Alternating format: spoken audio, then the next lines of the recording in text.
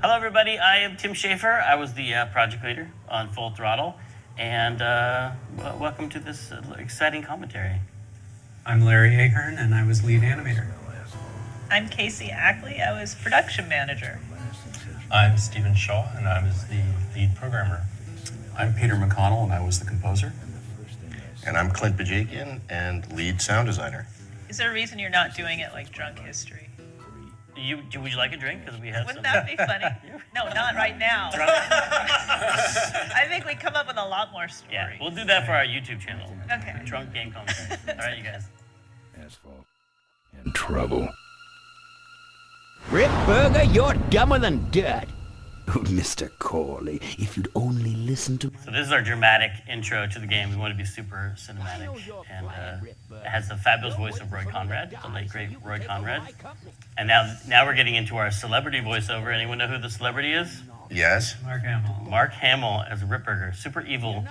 He does a great job. He's amazing. He sure does. We knew a little bit that he would do a great job, not just from the Star Wars stuff, but he was already the Joker at this time. He was already the Joker in the animated TV series. Wow. So who was Corley? Malcolm Corley was Hamilton Camp. Hamilton Camp, who was also passed away, unfortunately. There's my Oh what? yeah, you gotta go back to the... It's Little Gold Tim. Little gold Tim Butt. Oh yeah, that was Oh, there'll be a glory shot of that later. a Charlie Ramos. I remember Peter McConnell making fun of me for the destabilizing inner ear condition line. Here comes Ben Throttle. Now this is, are we using the Rebel Assault engine yet? Oh wait, my nude scene's coming up. Everybody cover your eyes. Nobody look. There it is. Oh, there it is, right. The only Decent difference. exposure. Yeah, you're welcome, everybody, for that. And some great Gone Jackals music comes in here. This is still an introduction that I loved to watch because it was really different than Day of the Tentacle, which was our last game, where we had a lot of trouble just getting the founding fathers to animate as they jumped out the window when you chopped down when you scared them out of the Constitutional Congress. Moving that many pixels on the screen was impossible, but this time we were using the Rebel Assault engine, which was called Slush. And Steve, how did Insane engine. Wait, now what? Okay, Right, you tell us what's right, going on The here. Insane engine. It was the Insane engine. Slush was the tool that you created. Oh, okay. Extreme Slush. So this came about because of the advent of CD-ROMs, which had basically infinite storage compared to what we're used to on the 3.5-inch. Oh, look at these amazing credits. Here comes Steve's. Yeah, nice. Of course. Try getting these today in Call of Duty or what have you. What, opening credits? Yeah. I love opening credits. I guess I feel like they just set the mood, and they Brian Rich. They set the mood and they make you feel like you're going to see something awesome and epic. Absolutely. So you get to hear all this awesome music. Live band.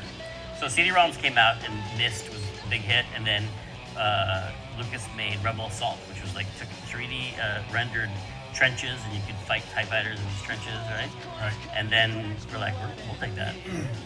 Yeah, Vince came up with the streaming engine that did really well, and he kept doing improvements on it for Rebel Assault 1, Rebel Assault 2, et cetera, and this got into here, and It was mind-boggling at the time because he's like, look, I'm gonna do this thing. It's gonna store the data for one frame, and then the next frame, it's not gonna have the whole frame. It's only gonna have the data that changes. And we're like, what? That's a compression idea that has never been. That's crazy. So it allowed us to do full screen animation.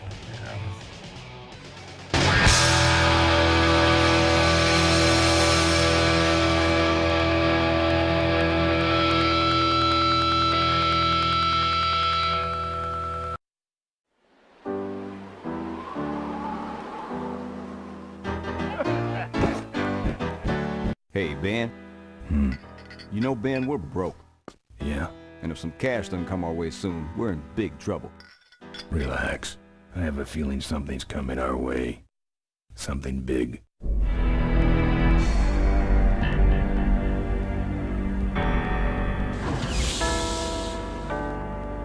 You better stay out here, Rip. This place is bikers only. All right. Who's the guy that drove over my car?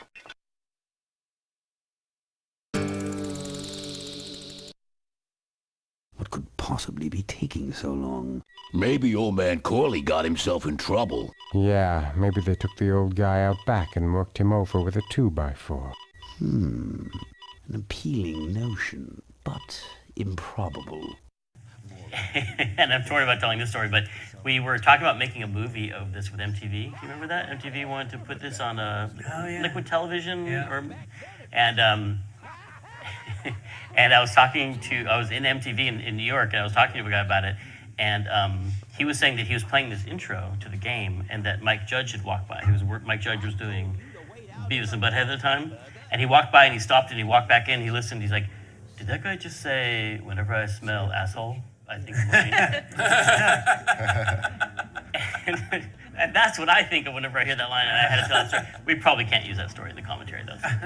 Now you know. Sure you can. Does this look like an escort service to you? You would be well compensated for your time, of course. Not interested. It's fairly obvious that you could use the money. Listen, I said we're not for rent. The Polecats are not goons for hire. Not even if it were Malcolm Corley's dying wish. Rip Burger! That does it. I'm gonna... Hold on there, Malcolm. If you don't mind, I'd like to step outside with Mr. Ripburger for a little chat. Excellent idea.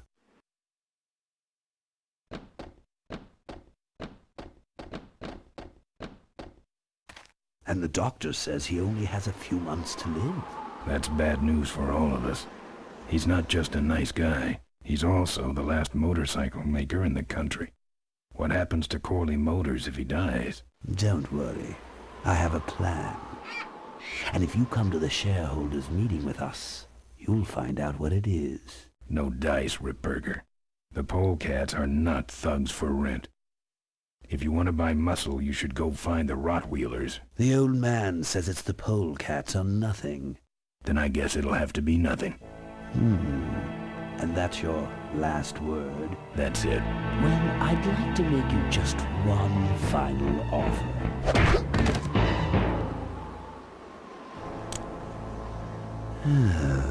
Bolus, take this coat and go get his motorcycle. We'll have to tie up this little 200-pound loose end. It will need to look like an accident. That stuffed shirt actually thinks I'll leave him in control of Corley Motors when I go. Boy, is he in for a surprise. Hey, where's Ben going? Your colleague has decided to accept our generous offer after all. As a matter of fact, he's gone on ahead to scout out the route. He did? Well then, let's roll 'em, boys. Yahoo! For them, here we come.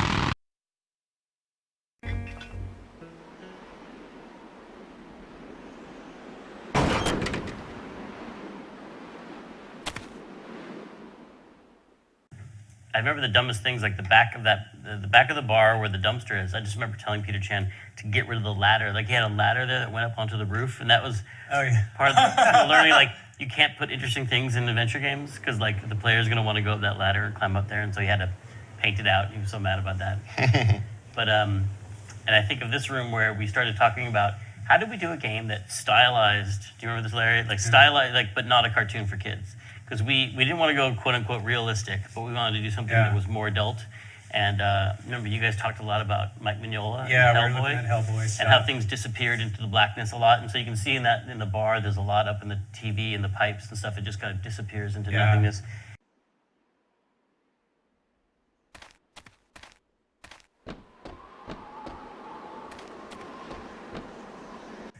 So here, there's a puzzle where you kick open the door after this cutscene, right?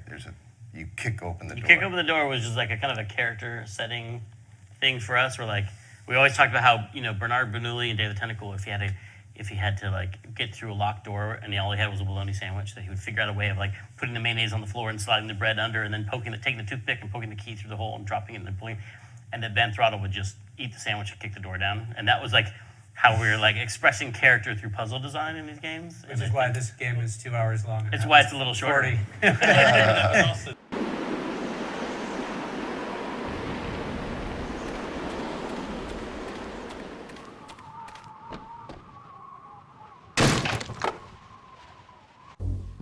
I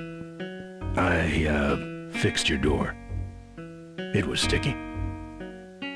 Look, I don't want no trouble. Just leave me out of this mess.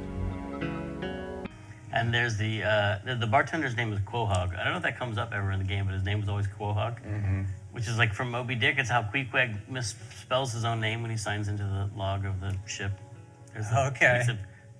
Yeah, whenever I would do a search on it, I would always get Queequeg. I'm like, is that supposed to be? Because I remember you saying it was related to that. And then working with the animation team trying to do the high-res versions of all these characters, every time I got an email about it, it was spelled differently. Yeah.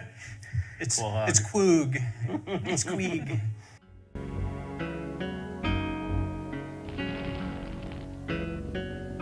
You know what might look better on your nose? What? The bar. Now don't mess around with me. All right. I got your keys, but I don't know nothing. They had guns. They told me to stall you as long as possible. Why? I don't know. I overheard them say something about an ambush up the road. What else? Nothing. Look, man, here are your keys, all right? Oh, someone did say something about killing you and making it look like an accident. They didn't do too good of a job there. But why ambush the Polecats? I'd better get moving.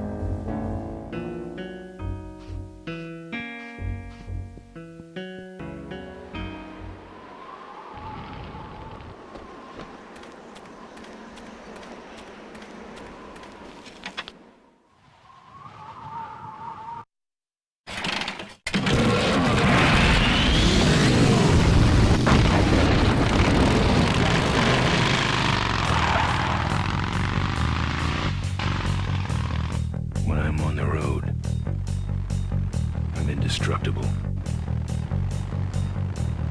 No one can stop me. But they try.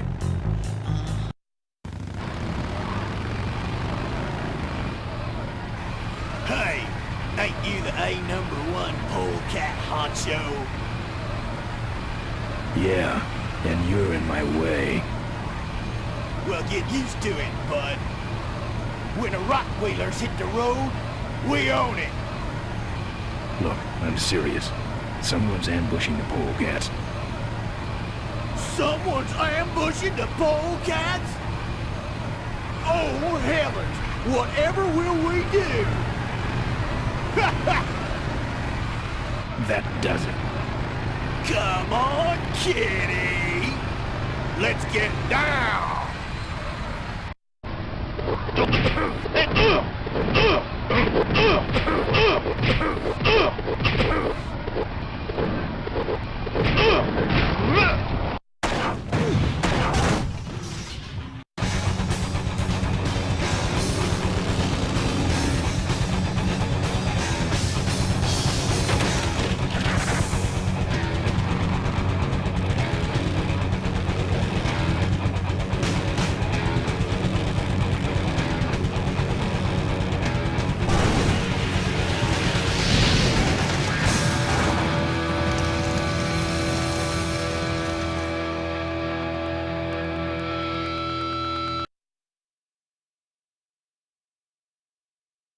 Oh man, dream sequence. I remember this scene was literally tossed together in about an hour. We need something in here after the wreck. You mean lovingly crafted? Lovingly, yes. in an hour. Sorry, is that what's supposed to be on the commentary about how much effort was put into these? A lot of it was we had such a tiny team and we're going, the whole thing will be fully animated. It'll be crazy. Watching this, I'm realizing like after Day of the Tentacle, where we had just 3 full screen animations in the whole game, like, what did we sit down and say, like, hey, this next game is going to be crazy, and we're going to have all these full screen animations the entire time? Yeah, we said it was going to be a completely cinematic thing. Everything, there's going to be scenes. I don't remember realizing what we were taking on in the beginning. No, we had no idea. Which is probably the special talent I have that lets me do with these games, which is to not think about what this is going to entail. Because we would basically plan out the scene, and about the only thing I remember doing to try to keep it reasonable was saying, if we edit enough, no one shot will have that much animation in it. Just as the animation's getting complicated, cut to another angle, But still, the scene was going to last X amount of frames long. It's like somewhere in there, you're going to have to animate something. Yeah. So we just did a lot of fast-cutting MTV-style stuff, and we kept saying, well, if you cut to a close-up of the face, then not much is moving. If you do a master shot and you have a bunch of people doing stuff in it, that would take forever to animate. People picking up objects, putting them down, lip-syncing. But if you cut to just someone's eyes moving slightly, it's more dramatic, and it is less. Yeah, so it was always like, the guy that's swinging the wrench at the thing that's going to blow up, you'd get him to start to move, and then you'd show the reaction of the guy being surprised. And then you hear boom, and then you cut back in the little wispus mode.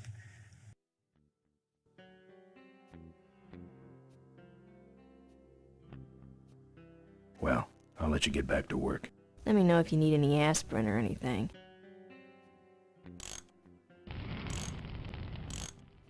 Who's this?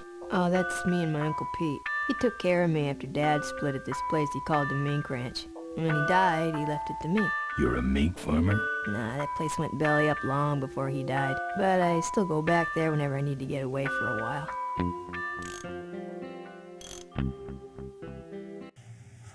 Maureen got her name. Originally, the story had two twins that were the twin daughters of Malcolm Corley, and they're named Maureen and Tina after these two girls who lived in the dorm with me in college. And then we cut Tina. So it's just, sorry, Tina.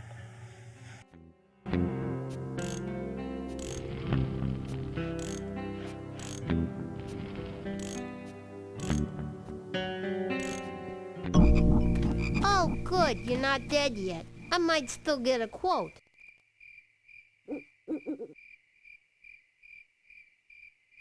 Well, I'd better take off. All right. Drive safe now.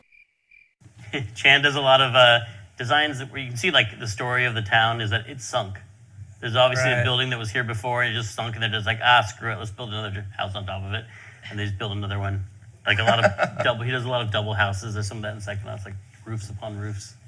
Smart.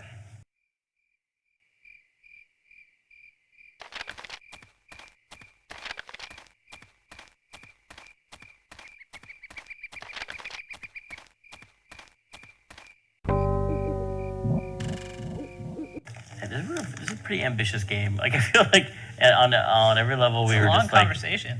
We got in way over. Well, now, does anyone remember? Well, I mean, I think we were thinking about things like...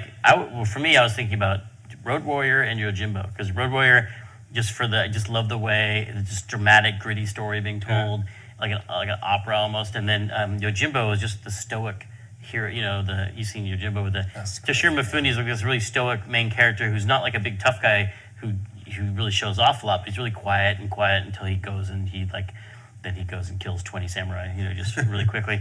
And Ben was really inspired by him. And then I got the screenplay for The Road Warrior somewhere, and in the first shot of it, Mad Max, like, he gets to a fork in the road, he doesn't know where to drive to, and he pulls over and he finds a wreck of a car and he takes a bumper off of it and he throws it in the air, and wherever the bumper lands, he drives off that way, which is exactly how Yojimbo starts, with him doing it with a stick. And I was like, I knew it. I knew this is all one big part of this generalized lone hero thing going on. We were looking at Clint Eastwood, Man with No Name stuff too.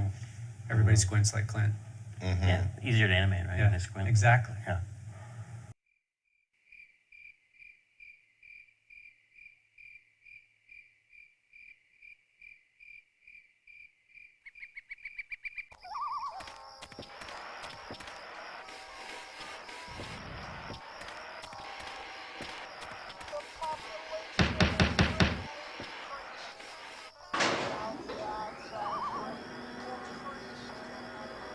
Who's out there?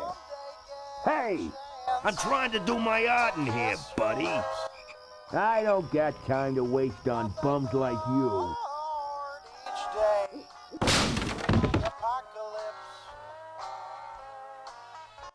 This is the first scene that you hear the Chitlins Whiskey and Skirt song. Yeah. That's my favorite song. Increased Chances. Yeah. Almost the great John Spiegel of Chicago. Friend of ours. It creates a narrative problem in the game, though, which is that post-apocalyptic.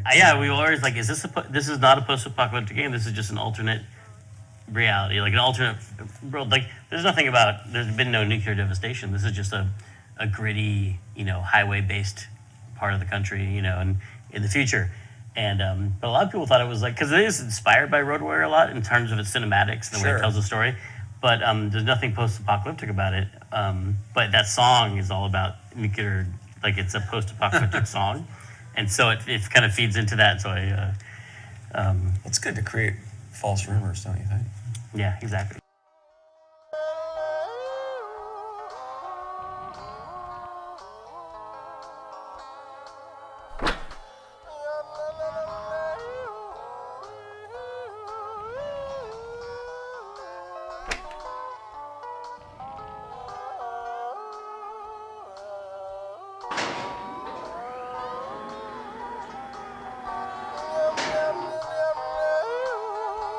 Remember this was one of our big things, was changing the interface so we get a full screen game this time around, as opposed to Day of the Tentacle, where you had to look up and down. But in this game, we wanted there's a theory that like you should have the interface where people's eyeballs are, and their eyeballs on the cursor, so to speak, the interface pop up on the cursor. And I remember that you hadn't seen that a lot. I think at the same time, you guys over at Lucas Learning were doing, remember the secret project? The secret library archive project. There was you guys were doing one where the interface popped up near the cursor. Yeah. But I'm telling you, that was cutting edge, you guys. Cutting edge cursors.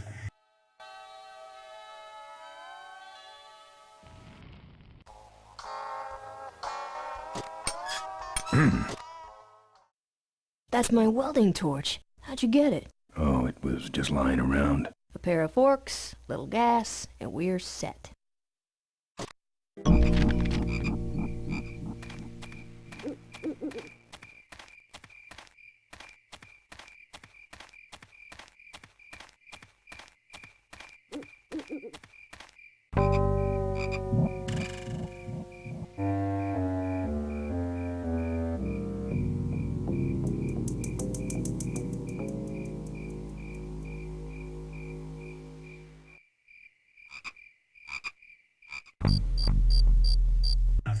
This is the first scene we did.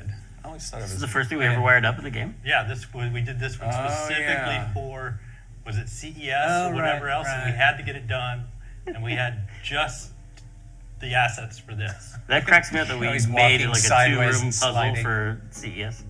Did we do a special version of Ben? Because like he's all darkly black. lit. We didn't have dynamic lighting back then, did we? Right? No. Like nowadays we'd be painted with a certain color that we would like tune up and down, but here we must have painted a whole nother 3D we had in this game. God, was that the CES, Tim, where we had that guy on the motorcycle out in front of the booth? I don't remember. Pretending to be Ben Throttle. Right. I didn't know. Did we have a booth babe dude? We had a booth dude, and like all us ladies were swooning. I just remember looking at the pictures thinking, that guy was a hunky Ben. We all wanted to go take a picture with him. Looks nothing like someone Did I even get to go to that CES? I don't know. I don't remember seeing any of this. Tell me about it. Well, it was just a little, booth in the back, but then there was a guy with the motorcycle right out front, and he was totally drawing people in.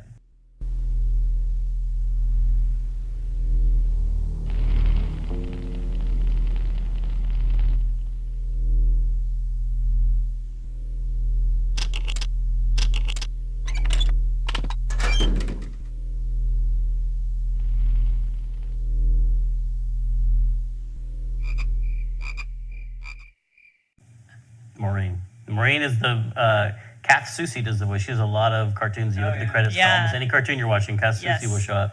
She does a great job with Maureen's voice, and she came back later on Brutal Legend and did Lita Halford.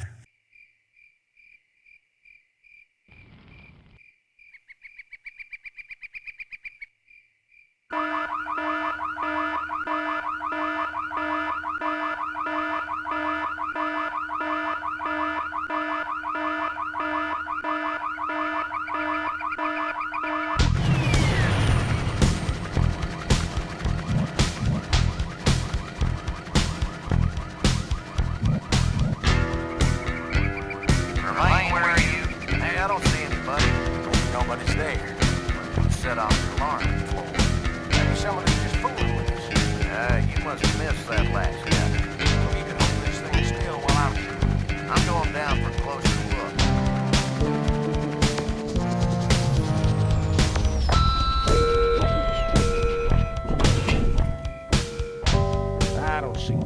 must have run away. Nah, we would have seen him running from the air. He must be hiding up in the tower. We got him treed. Let's go up and get him.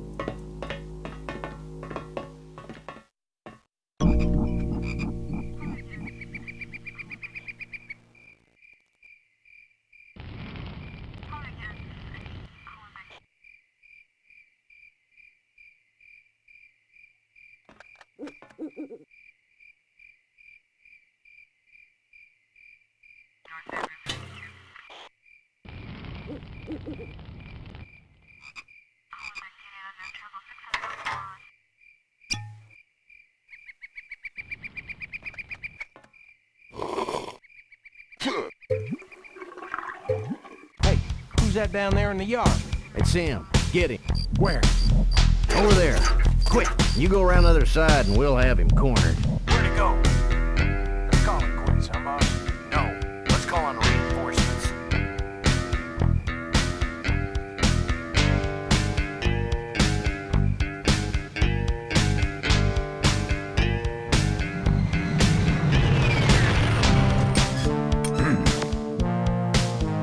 Oh, good. You get this from the gas tower? Not exactly.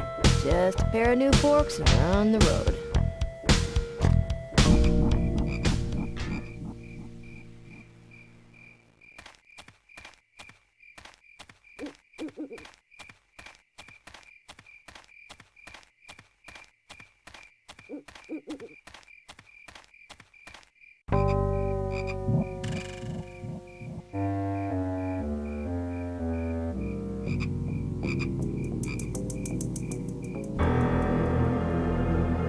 This was I feel like this is like one of the first puzzles we designed for the game, and I have fond feelings about it. I don't know if everyone likes this puzzle; they might hate it.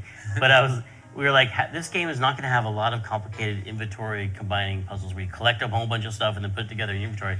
It's going to be mostly all on the screen. So like here you come up and there's a rope, there's a chain you can pull, and it opens the gate, but then you can't keep it open when you run through it. And the trick is to do something counterintuitive. You have to lock the gate. And I was so happy with that because it was all just right on the screen. You didn't have one inventory item, which is the lock. But then again, some people, like all puzzles, hate that puzzle. So, you know, I like it.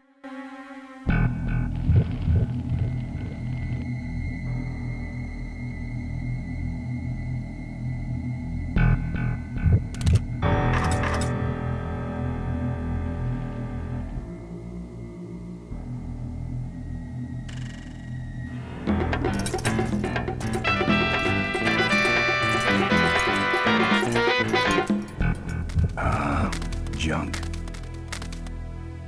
There's my car, my actual car. There. So that's the Timmobile? Oh, yeah. Do you still have that car?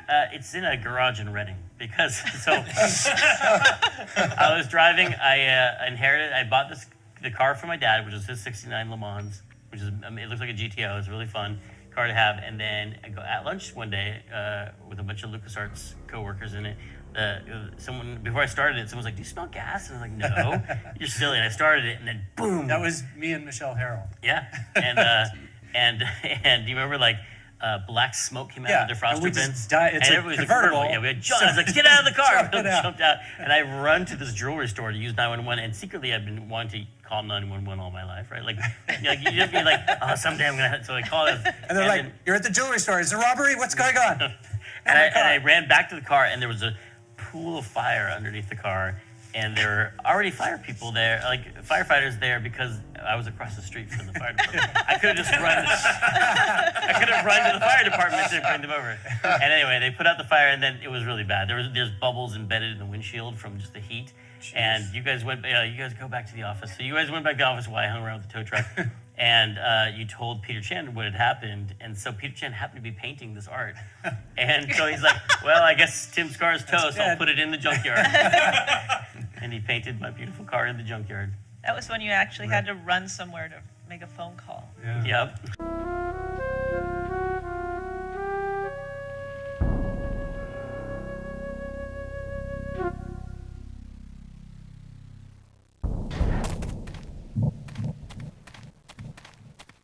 Ooh, fire damage. Forget about it.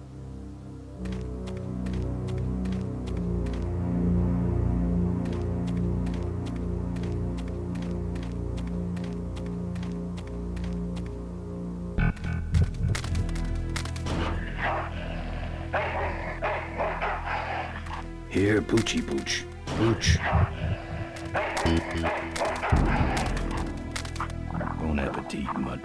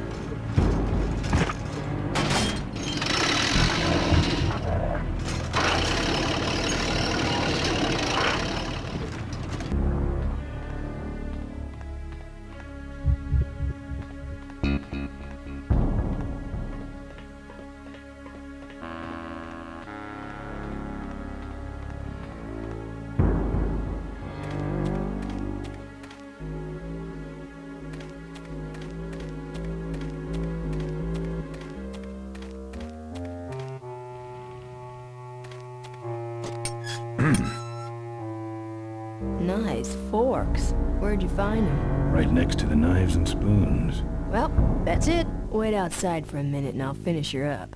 I'm working on a surprise. Mo's almost done with my bike. Maybe there's a chance I can stop the ambush. Ambush? Really? Where? Somewhere between here and Corville. My crew is escorting some VIP.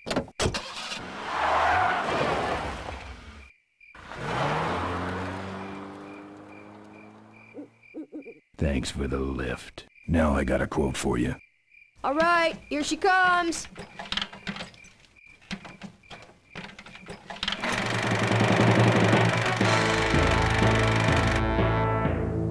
Am I cool or what? You're amazing. I should crash that thing every day. So what's the surprise?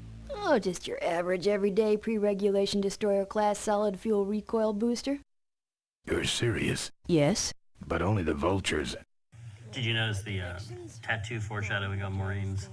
She's got a little bit of a vulture's tattoo, because it's like a big, spoilers, I won't say, in case you're playing this game and you don't know. But there's some foreshadowing right there.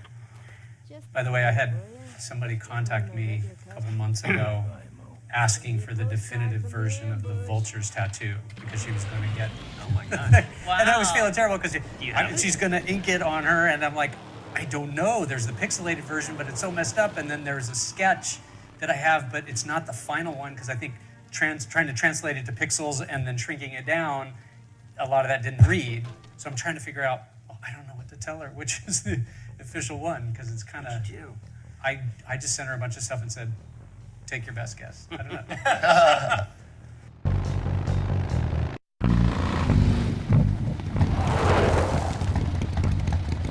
All right, look lively.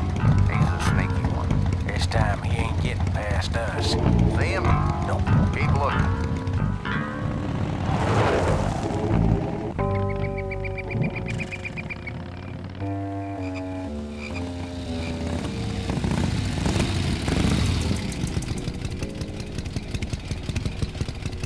One of the really fun things about sound design for this game is Michael and Peter and I would occasionally have lunch with Gary Rydstrom, who is a sound designer up at Lucasfilm and Skywalker Sound, and he did the sound for Titanic and Jurassic Park and Saving Private Ryan, come on, this is one of the very top sound designers in the world, and just having conversations with him. That's when we decided to really record a lot of the sounds originally. Go out in the field with mobile recording rigs, and then also combining things creatively. People all talk about it today, but back then it was a little bit new, I think, in the games industry, to say, combine the lion roar with the kickstart of the bike, for example. Yeah, this is definitely the first game we did it on, because playing Dot recently, I was like, I think these all came off a CD. I think all the sound effects in Dot, there's a lot of we from were lucky to even a cartoon sound effects library, and then immediately with Throttle, it's like you started the bees in the jar. I always talk about the bees in the jar because I always thought it was so funny that you got 4 motorcycle sounds out of the 4 different motorcycle tribes and the gangs in the game. you had the bees in a jar that were slowed down a lot for the Rottweilers and sped up a lot for the cavefish. Yeah. So what do you remember the components of like Ben's bike? Well, Ben's, we hired a biker from San Francisco who had a Harley chopper. Very customized. Very not painted. It was all just sort of nickel colored and straight pipes, which basically were like cannons going off every stroke. Oh, and there's just so many stories about that whole recording session. Used to set off car alarms in his neighborhood when he drove through it. Set off car alarms, and he was the real deal too. I mean, he had a couple bikes, but he brought that one up to Marin, and we had a whole long recording session, and that ended up being Ben's bike. Wait, I want to hear about how you got the bees in the jar.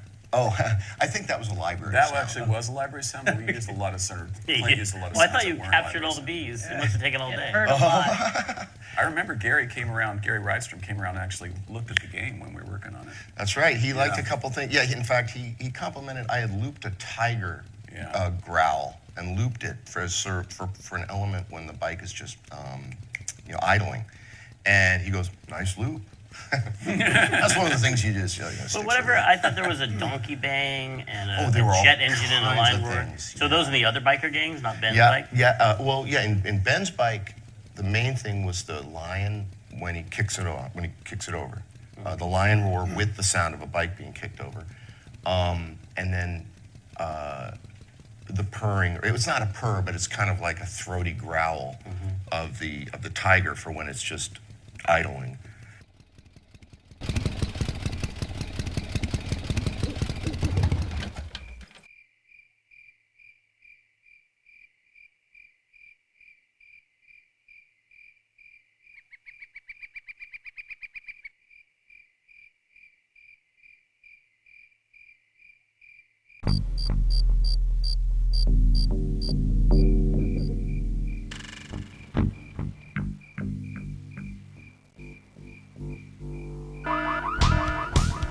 Hear that? He's back at the gas tower. He's got a lot of nerve, that piece of trash. Let's get him. All units follow me.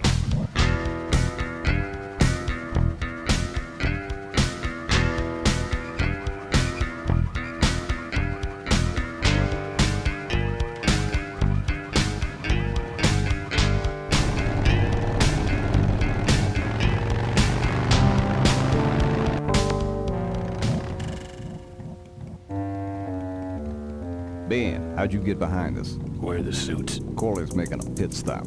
He has a bladder the size of a thimble, man. Ripburger? Haven't seen him in a while. Ben, man, what's the deal? Did you find something up the road? Are we headed for trouble? No. We're in it. Put my head in a basket, 'cause I'd had a tank full.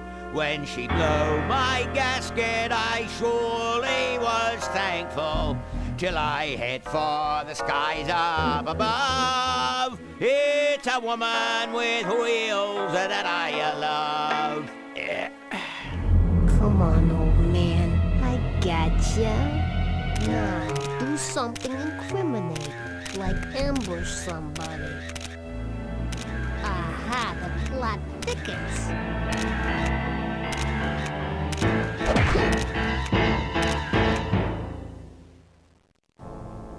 You shouldn't have laughed at me in those board meetings, Malcolm. What a psycho. Gotcha. Hey, look what I found in the bushes. What is that? It's a chokehold. Come here and I'll demonstrate. It's got a camera. I'll get her. No. Nestor will take care of her. You have an important engagement with the rest of the Corley family. Right. But don't forget to destroy that camera. Yeah. Now then, Malcolm, how about one for the road? Corley? Ben! I guess Ripburger couldn't wait for natural causes. Just like him to hit a man when his fly's down. Ripburger did this to you? Yeah, he knew I was dying, and he knew that my will would put him out of a job. He wants to take over Corley Motors, Ben. Sell it off to foreigners, lay off workers, start making minivans. You understand me? Minivans. Oh,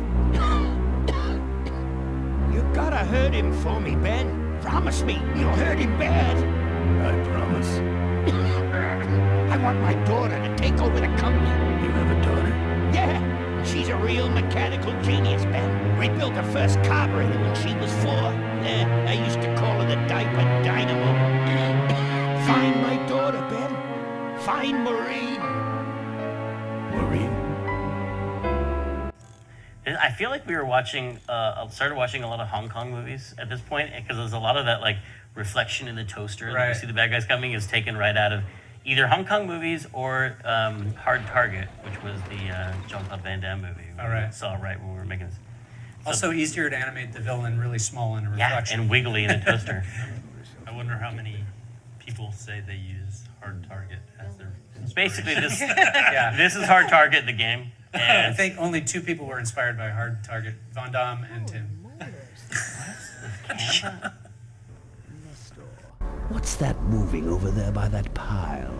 I don't know, Rick, but I think that pile is boats. Yes, now I remember. You're the smart one, aren't you?